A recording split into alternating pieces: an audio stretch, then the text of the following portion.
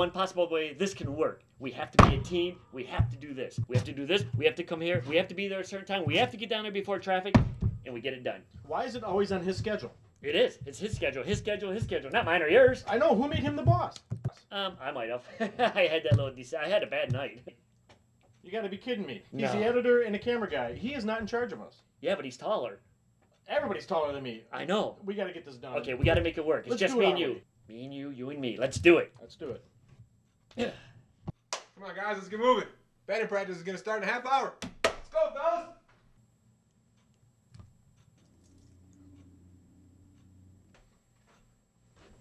Any day now. Hey, Mike, why don't you go in the supply closet and get that extra mic cable, Mike? You guys are ridiculous. Gonna be late. Not gonna make it on time. You know that door sticks. Yes, I do.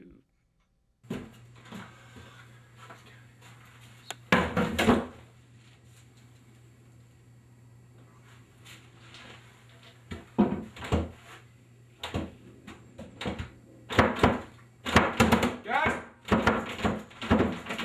Guys! Door's jammed! Guys!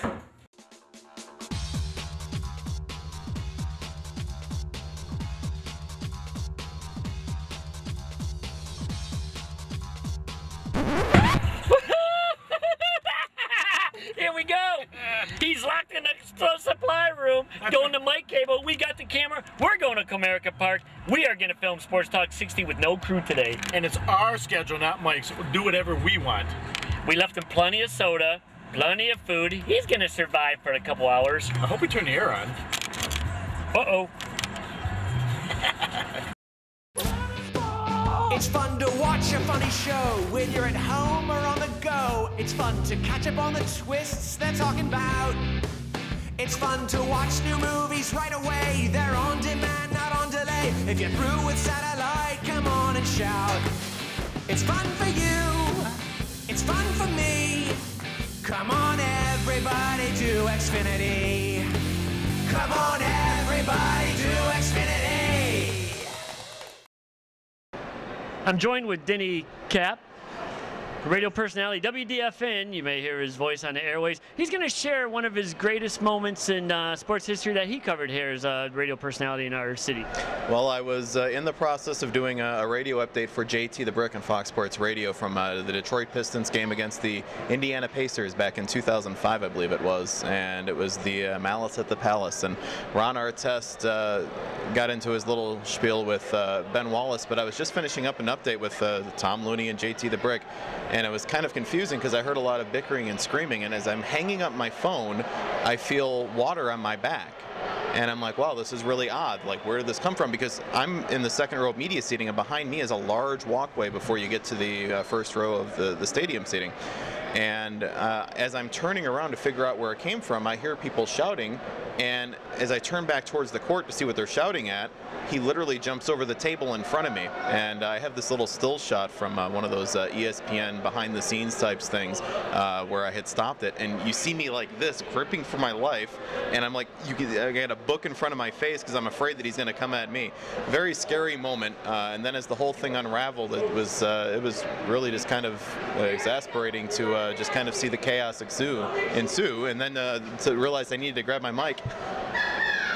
I needed to run down and grab my mic and try to chase the scene as it was going on. But it was kind of scary because in one moment you're scared for your own safety, and in the next moment you realize there's a story you have to cover, and you're kind of in this cross of, am I a reporter or am I, worrying about my own life? It was just kind of a scary situation, but one I'll never forget. Now, if it could have escalated where the Detroit media took on the Indiana media, could we have took them? I think so. They travel light. That's the one benefit of us being here in one of the top 10 markets or top 11 markets of the country. They travel light, and they didn't seem to be in shape, so I think we could have taken them. There you go. Denny Cap, radio personality, WDFN, sharing the Malice at the Palace story for Sports Talk 60 down at Comerica Park. We're here with the famous voice of Jeff Rieger. Everybody hears him on the radio. Jeff, give us one of your favorite sports memories from the Detroit area. Well, I don't know if it's famous, by the way. It'd be infamous. If people don't like your voice, does that make you famous or just hated? How's that go? I don't know. I think everybody likes your voice. Oh, how dare you. Nobody likes my voice. Anyway. That's why you're on radio. Exactly. Look at this face. Nobody wants to see this guy every day. In fact, can you black this out? Can you do one of those static things when a witness is talking? Is that possible? Anyway, yeah, what are we talking about again? One of your favorite sports memories from Detroit area? Yes.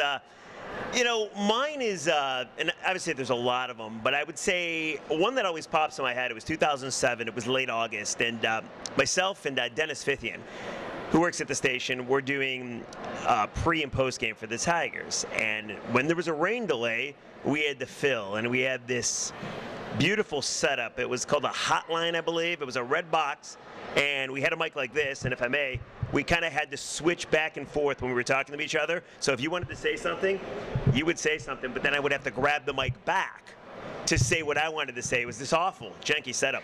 And we eventually got a better setup, but you can have the microphone back if you want.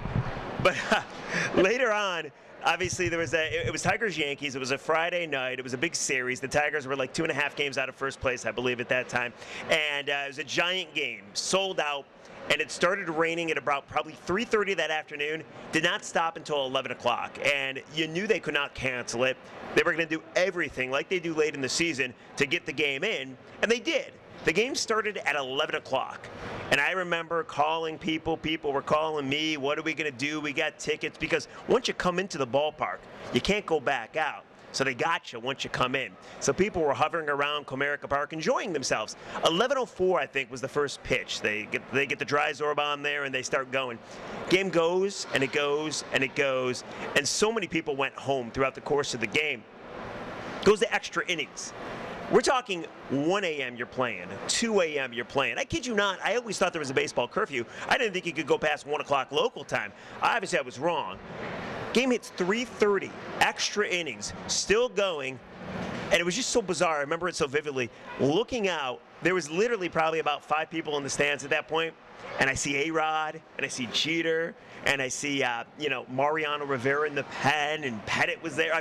It was just really bizarre. It was kind of surreal. And I was in the tunnel waiting to come out. It was a close game. I believe it was 4-4. If they won, if the Tigers won, I got to come out and do an interview. So I'm in the tunnel. There's nobody at Comerica Park at all. At 3:30 exactly in the morning, it's 3:30 in the morning, on a Friday night, well, now Saturday morning, Carlos Guillen hits a walk-off home run. Tigers win. They go crazy. There's literally probably 27 people in the stands by that point because everybody went home.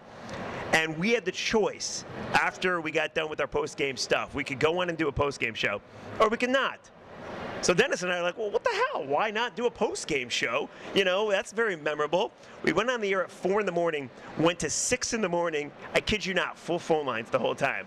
Everybody was up talking about it, living through it. People were telling stories how they got home from the bar and turned it on. They all thought it was a replay, and the game was still going on. I mean, it's a truly memorable moment, memorable day. 4:17, when all my favorite shows start. Nothing comes on at 4:17. Or does everything? With On Demand from Xfinity, we can watch a show from last night or even last season. Thousands of choices anytime we want. I love 4:17. What do you see 4:18? Love 4:18. What do you see 4:19? Get the best on-demand experience only with Xfinity. Yours for no additional cost. It's your entertainment, your way.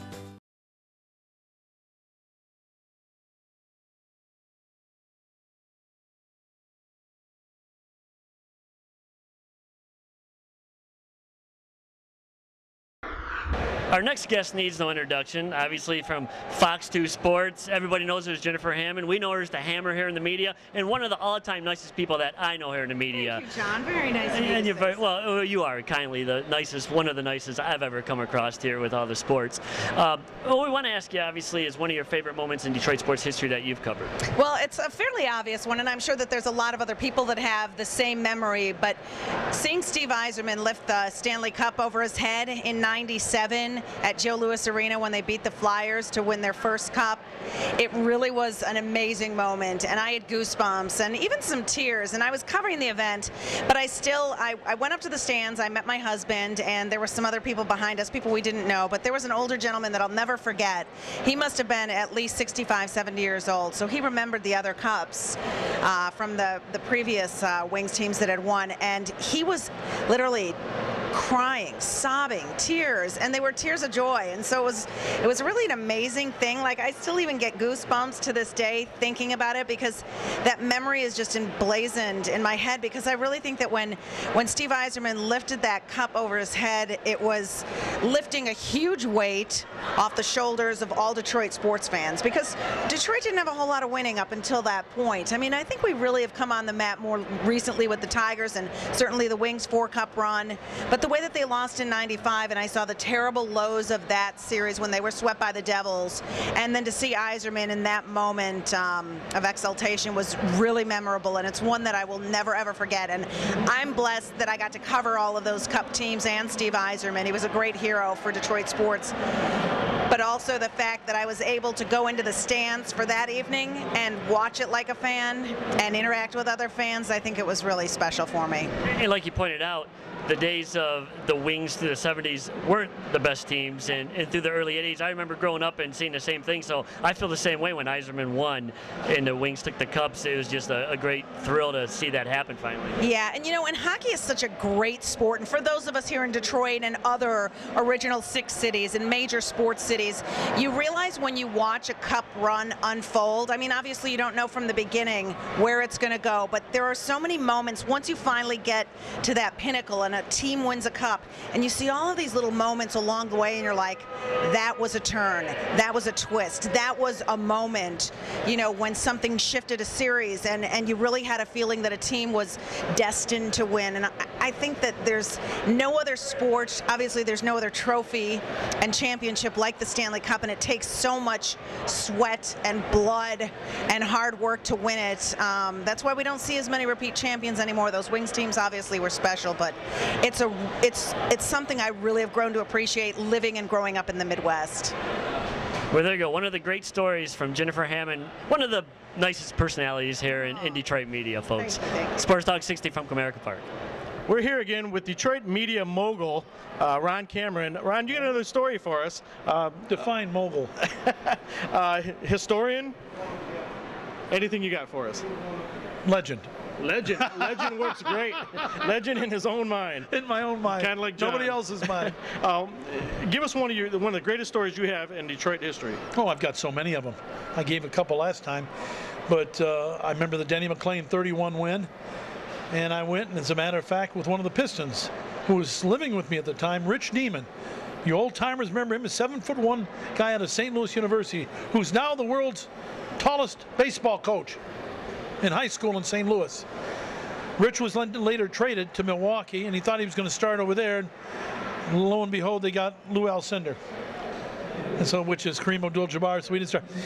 But I remember going to Denny McLean's 31st victory on a Saturday afternoon with him, and what a performance that was. But I want to talk about the World Series of '68, which almost cost Ernie Harwell his job, and he admitted it to me. Later, Ernie introduced Jose Feliciano, the blind singer he had come in, to his wife, and they're still married, and Ernie introduced him. At the time, Ernie brings him in, and he got criticized galore for this. Campbell almost fired him on the spot. So he brings him in and sings the national anthem. I was in the last row of the ballpark, up against the wall at Tiger Stadium, and I looked down, and when he sang that, he had his own version of the national anthem, Jose Feliciano, and nobody said a word. They didn't cheer, they didn't boo, they just looked at each other. They were stunned, and Jim Campbell almost had a cow. The GM of the Tigers almost fired Ernie from there. And later on, Ernie introduced Jose to his wife, and Ernie got criticized. He said they were calling me communist and everything else for bringing him in. He sang the same version of the national anthem after Ernie died when they brought him back, and they gave him a standing ovation here. So you figure. Our next guest here on Sports Talk 60 is the Executive Director of the Detroit Sports Broadcasters Association, George Eichhorn. And he's going to share a story with us of maybe it's something, the favorite moment that he covered in Detroit sports history. John, thanks. Great being with you today. The year is 1980. The United States pulls off the miracle on ice, as you know, John. And my wife and I, at the time, we bought tickets as fans. I didn't go with a press pass. I went as a fan to the Winter Olympics in Lake Placid, New York. And we ordered the tickets months and months in advance, like you had to get a decent seat. Well, we picked a couple of hockey games. We didn't know what games we were picking, but guess what? We had tickets.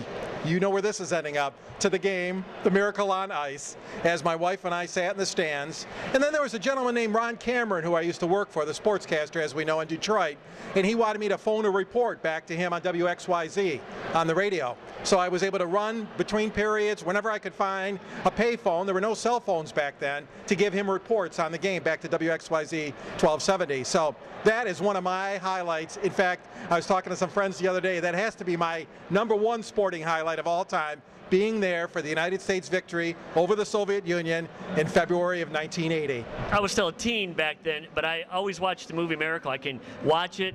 The locker room speech, great moments are born from great opportunity with Kurt Russell. I mean, to be there, I get goosebumps when I watch the movie.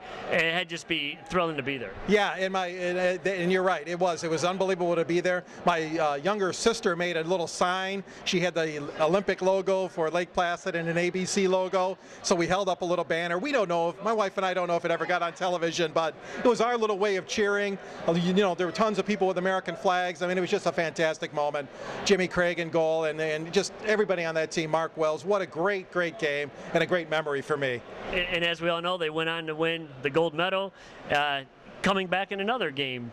Well, they did, and the funny thing about that, just to continue the story, John, they won the gold medal.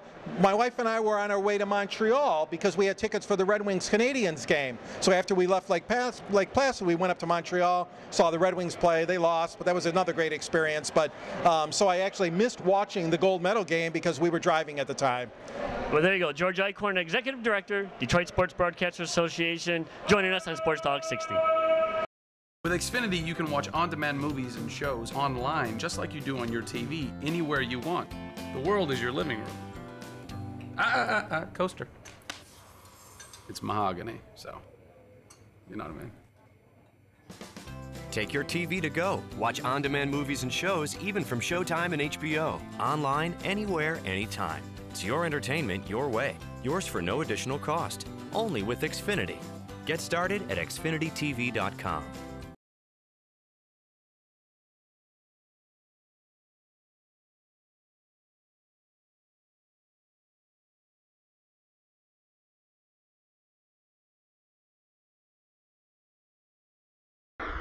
A lot of things happening tonight in Comerica Park. One of the events tonight, we have the owner from Belfour, Property Restoration, has a firefighter night that you sponsor down here every year at Comerica Park. It's a warm night for baseball. A lot of firefighters from Michigan are down here. Can you tell us your name, sir, and some of the things that go on tonight here? Sure. My name is Sheldon Yellen, and obviously with Belfour. And every year we have a firefighter appreciation night. We bring about 1,000 people down to the game and just let everybody enjoy themselves and have a great time and network and get to have fun and just let loose and have a great time here watching the Tigers. And what a great game it is. And so far the Tigers are winning tonight, which is a good thing. Yes, it is. That's always good. It seems like you always know what game to pick. It seems like the Tigers always do well. I've been told my whole life it's better to be lucky than good. Okay. Now, can you tell us a little bit about Belfour? Belfour is the largest property restoration company in the world. We currently have operations in 30 countries around the world with 6,000 plus employees, and every time there's a fire, wind, or water damage, we're called on to restore that property back to its pre-loss condition.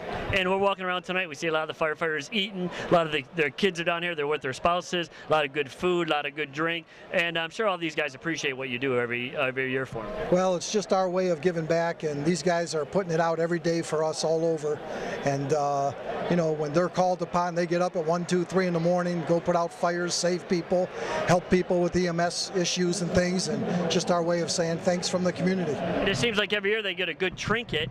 They get something that they can have tonight, they get a nice Tiger hat, right? And we have one coming in right here if you want to hold that up.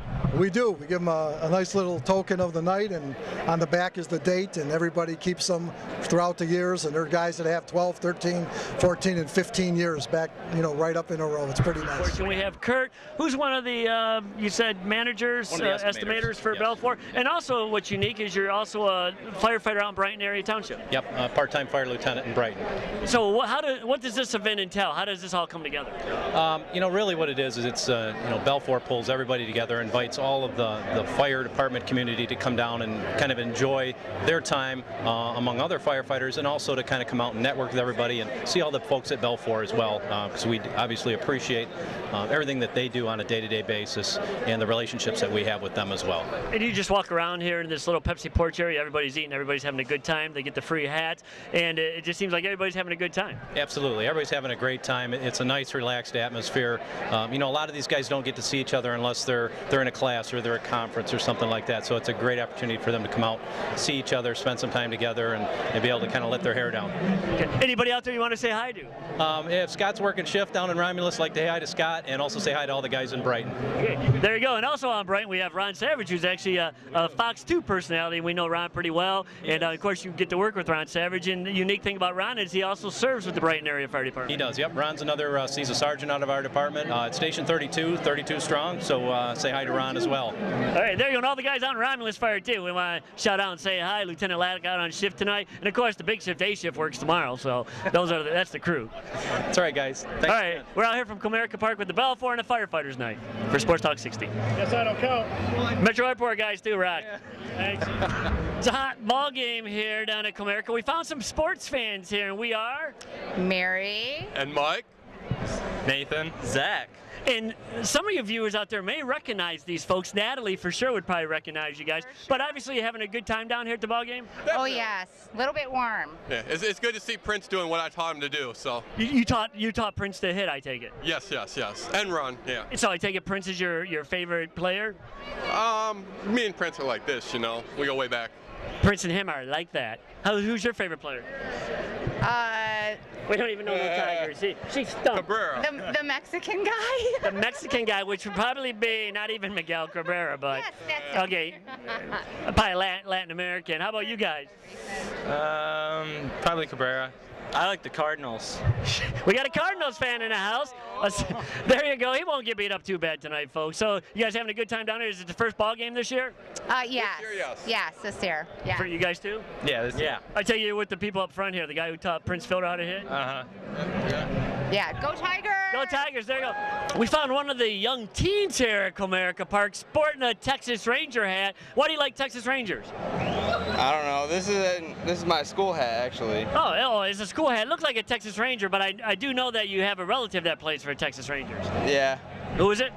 David Murphy. David Murphy, outfielder, just had a home run, 7th home run the other night. Yeah. Did you know that? Now, what school you go to? Trillium Academy. And you play baseball, I take it? Yeah. What position? Third base. Third base. You any good? I guess. Yeah, you gonna make any kind of special team, like all-star team or anything?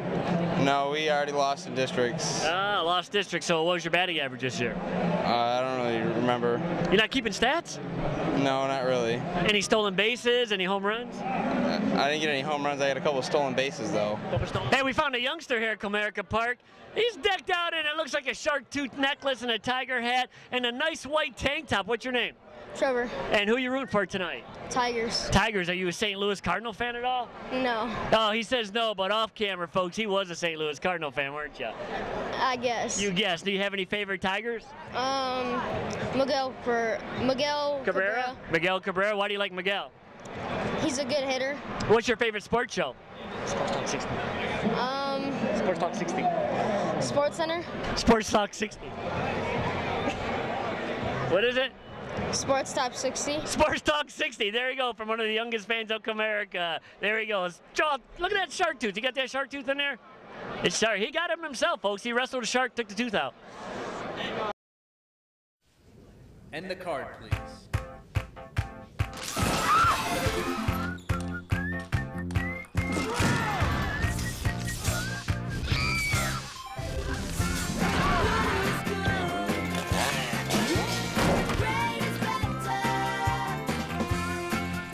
Now watch your favorite on-demand shows and movies right on your iPad with the Xfinity TV app. It's a revolutionary new way to watch, only from Xfinity.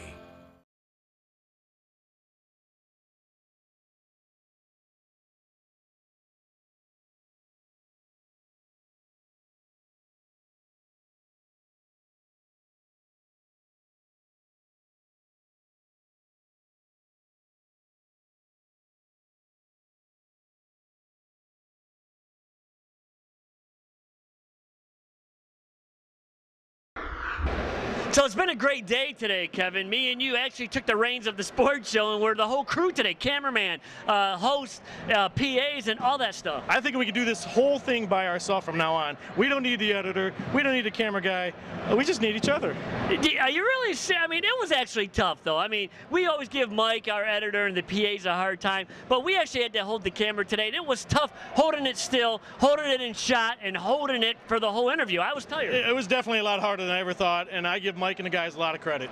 And right now it's just me and you today, and somehow we're both on camera, and we might have the camera sit down somewhere, but we're trickery. I've never seen a camera float like that before in my life. It's trickery right now. And you know what? We got to hand it to our editor, Mike, and our main camera people, because it's a tough job, I think, to sit there in the heat. The sun's beating down on you. We try to hide in the shade, and, you know, they're like in it all the whole time holding that big heavy camera. It's definitely not easy, and we don't give them enough credit, and we just want to say thanks. And we're still trying to think of a title for this show. It could be like John and Kevin Raw, Sports Talk 60 Raw and unedited, because it was all us doing it today. So you might see the shaky of the camera. I'm pretty sure it was Kevin and John Raw. It could be Kevin and John Raw. I don't care. But it was just you. You might see a shaky camera. You might see it focus in and out. But, you know, it was us just trying to do the show without those people today, to give them a break. It's not perfect, but we had fun, and I think we did a good job. I thought we did too. I thought you did a good job. I did a good job, and it was tough because when I was holding the camera on your interviews, I could just feel the weight on my shoulder. I'm saying, God, I'm glad I don't do this all the time. I'd rather be in front of the camera because we look so good.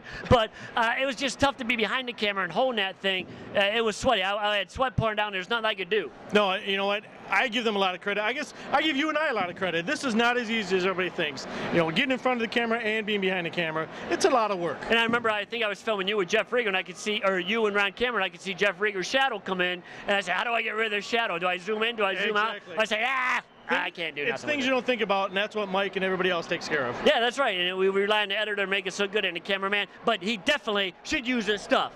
It's good. He should try to make more games with us, too. That's right. It's raw and unedited, but he's playing hockey tonight, you know, and the other crew is busy tonight. We took it upon ourselves to give everybody a day off at Sports Talk 60. I hope they use this stuff. Well, hey, we're the boss. Yeah, that's right. We're the boss. Sports Talk 60. Where knowledge comes to play. Your Detroit Sports Connection. See you next week. That's right. Bye. Here with your family? Yes. Yes, and they're enjoying the ball game? Yes. Good. Anything you want to shout out to anybody out there? Yeah, I was the camera guy. Yes, he did. We did find him off the street, folks, and we did pay him an extraordinary amount to be the camera guy for one segment. That's right. We adopted him to be a little temporary cameraman for one segment with me and Kevin to get on camera together for this raw episode with me and Kevin with no crew. So we kind of adopted him as crew for the day. Yes. All right, now get out of here. That's Sports Talk 60, or your Detroit Sports Connection.